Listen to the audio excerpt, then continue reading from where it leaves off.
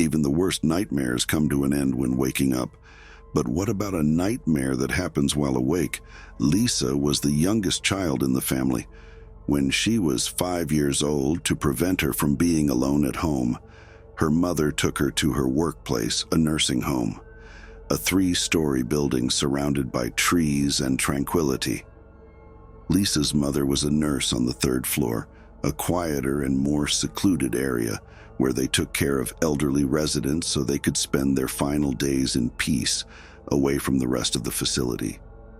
For this reason, her mother did not allow her to be on the 3rd floor. However, Lisa's childish mischief one day drew her to that forbidden place, and she saw what she shouldn't have seen.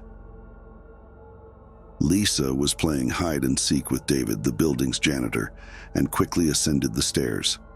The 1st floor room was for staff only and was locked. On the 2nd floor, her mother was tending to one of the patients, and if she saw Lisa, she would surely send her away.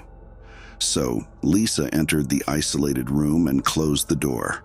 The curtains were drawn and the room was dark, but in the darkness behind Lisa, the emaciated figure lying on the bed was visible. Lisa was so excited that she paid no attention to her surroundings and only heard the sound of her own breath. However, as she calmed down and tried to hold her breath so David wouldn't notice her, another sound caught her attention: slow and labored breathing of an old lady.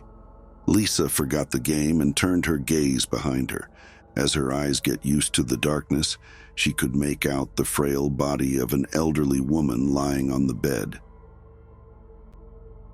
Suddenly, Lisa's eyes met the wrinkled face of the woman, who had raised her head slightly and was staring at her. In the gloomy room, all Lisa could see was the unkempt white hair of the old woman and her large, strangely colored eyes.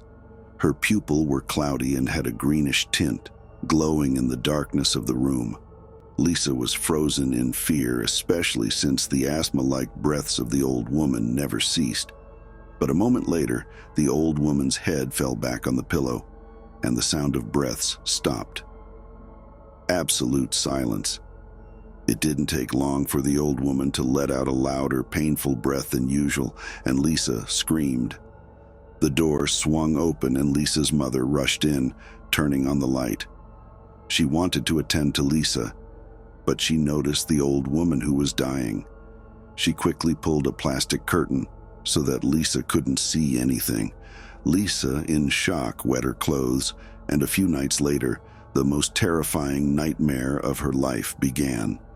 The nightmare always began in a confined space. It was enough for Lisa to enter an elevator, a room, or a classroom in her dreams. Wouldn't take long for the darkness to engulf everything, and Lisa found herself in the old lady's room who was dying behind a plastic curtain. The old woman would eventually die and became still, but shortly after she would sit up, reach towards the curtain, gently move it aside, and peek at Lisa from the corner of the curtain. Lisa would try to leave the room, but it was locked. Suddenly, she would hear the sound of something heavy falling. It was the old woman, who had thrown herself off the bed. The blind woman would stand up, fumbling with her hands in search of Lisa. Lisa, terrified, wouldn't look back, but the blind woman approached her with every moment. As Lisa felt the old woman's breath on her neck and her hands on her shoulder, Lisa would wake up screaming. This nightmare repeated for Lisa every once in a while, even in adulthood. Although she knew the strange eye color of the old woman was due to cataracts and there was nothing frightening about it, it didn't lessen her fear from the dream, and it had affected her. She never entered an elevator alone unless necessary, always kept her room door open, and avoided closed areas. The only relief was that every time she had the nightmare, she would eventually wake up, until 3 months ago when Lisa celebrated her 21st birthday at the same house where the nightmares of Sarah, Elias, and Anna had begun. That night, she had used so much marijuana and alcohol that after vomiting a lot, her friends brought her to a room to sleep. Between sleep and wakefulness, she realized someone was lying next to her. She thought it was a hallucination, but she was so disoriented that she didn't realize the door hadn't been opened at all for someone to enter. Even in the morning, when she realized May was lying on the couch and hadn't entered the room at all, she didn't think much of it and attributed everything to her drug use. But after returning home, unusual events began. Everything started with a strange dream, the same recurring nightmare, but not like before.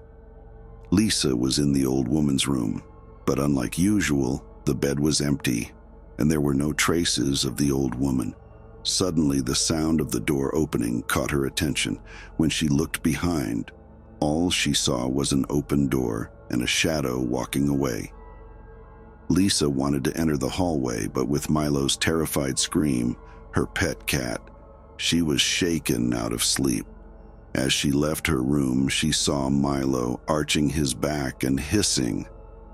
Lisa tried to calm Milo, but he remained in that state and eventually ran to Lisa's room. Lisa paid no attention to Milo's reaction and prepared to go to work. But from that day on, she had a strange feeling that someone was watching her. It didn't matter if she was alone or with her friends, at home or at work, even in her car. This feeling was with her and forced her to glance around occasionally. Yet, she saw no one. This led to laughter among her friends, and as she anxiously scanned her surroundings several times in the cafe at her workplace, they made a bet. But this matter was much more serious for Lisa, gradually becoming more than just a feeling. The first time was a month after her birthday when Lisa decided to talk to May about her problem. That night, after yet another clash with her conservative parents over her sexual orientation, May jokingly said that she had been so drunk that night that she's got every right to hallucinate for a month. The matter was brushed off with jokes and laughter, and after dinner, they went to watch a movie. While watching the movie, the same feeling came over Lisa, but this time, she noticed the presence of someone standing to her left, staring at her. She looked at that direction, but there was no one there. Initially, she thought it might be one of the spectators or someone checking the seats, but no one was there. As soon as she focused on the movie, a mysterious figure appeared in the darkness to her left. After a few repetitions without turning her head, she tried to see from the corner of her eye. It didn't take long before a cold sweat to settle on her forehead, and fear filled her. She couldn't see clearly, but in her peripheral vision, the slender and white-clad figure staring at her was unmistakable. Her fear intensified when she felt she recognized her. Flowing white hair, a pale face, and two greenish eyes that glowed in the dark. She was not mistaken. It was the old woman from her nightmares, the one she had labeled as the witch. In that moment, all she could think of was that she was in a dream again after the dinner with May, and she was experiencing the nightmare once again. She tried to wake up, but it was impossible. All she heard was the sound of her own breath and, of course, the breaths of the old woman. She started to scream as the old woman's hand rested on her shoulder. When she finally came to, she saw May holding her with concern, trying to calm her down, right in the middle of the movie theater, amidst dozens of eyes staring at them with amazement, bewilderment, even in mockery. Lisa turned her worried gaze around. There was no sign of the old woman. Even though that night, May insisted that Lisa must have fell asleep during the movie. But Lisa knew very well that what she had seen happened. She was wide awake. From that day on, Lisa tried never to be alone. In the absence of May, who had to live in another city due to her classes in university, she went to her friends' houses. But 2 months after her birthday, no one was willing to be close to Lisa. Her friends no longer laughed at her. Instead, they were afraid of her. Lisa's screams, claiming that someone was pulling her hair, laughing in her ear, or pointing to a corner and talking about a witch with shiny eyes that no one but her could see, scared her friends. No one believed her, and day by day she became more isolated. Everything became even more difficult when May stopped responding to calls and messages, as if she abandoned Lisa for good. But Lisa had realized something important. The more she talked about the witch, the closer she got to her. For this reason, she decided not to talk to anyone about it anymore. But it was too late. She was in her house. That night, as soon as she entered her home, Milo, as before, arched his back with a loud scream, not for Lisa, but for someone behind her. Milo screamed a few times and quickly left through his flap in the door. Lisa could no longer sleep at night. As soon as her eyes were closed, she could feel the breaths of the old woman behind her. She would wake up, but she was alone in the room. Time passed.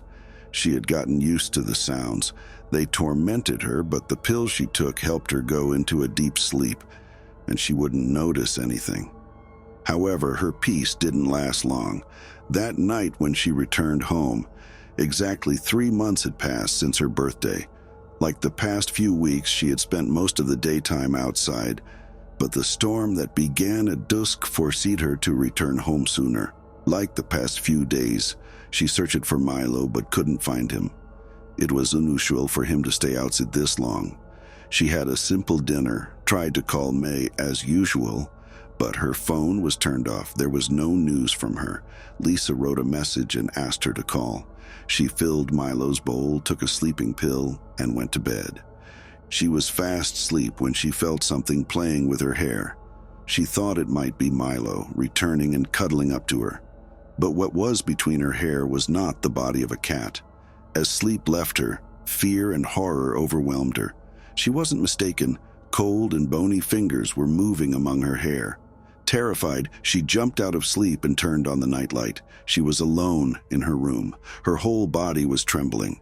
Lisa's house, a small one-bedroom home, allowed her to see the entire house from inside the room.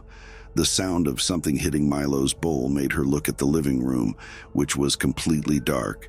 She called Milo a couple of times for him to come to her and soothe her a little. As she waited for Milo to enter, suddenly her phone began vibrating and she screamed. She was sure that May had read her message and called, but no, it was an unknown number. She answered. It was Elias, who had finally managed to find Lisa's number.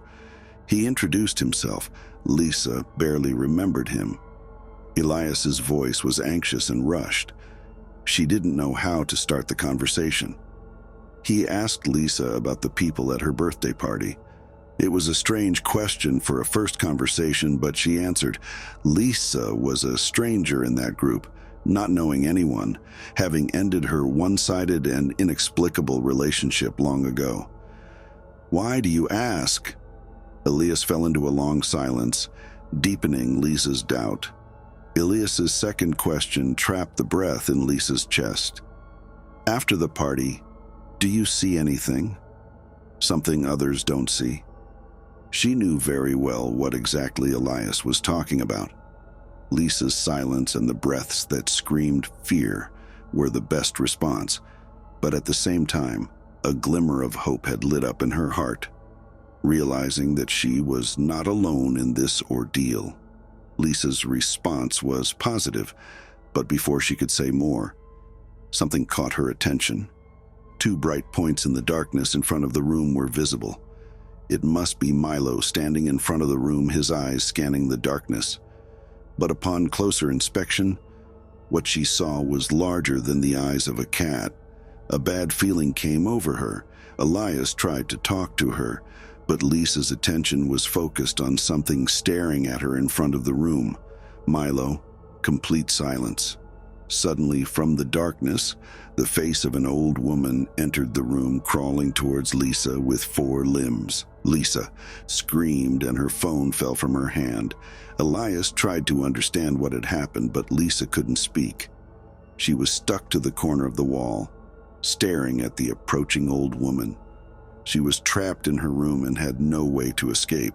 She opened the window to signal for help, but a hand from behind frightened her and pushed her from the 4th-floor apartment to the ground below.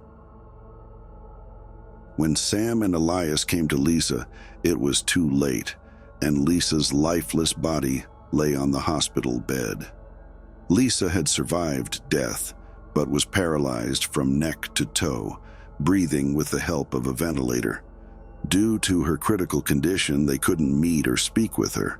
The attending doctor claimed Lisa had attempted suicide, but Sam and Elias knew what had really happened. Finding May had become increasingly difficult, and each passing day claimed one of their friends' life. 2 weeks had passed since Sarah's disappearance, and not only had Sam failed to help her sister, but new questions were constantly added to the previous ones. However, a call from Anna had opened a new path, a path that might lead them to uncover the secret of the house on the hill.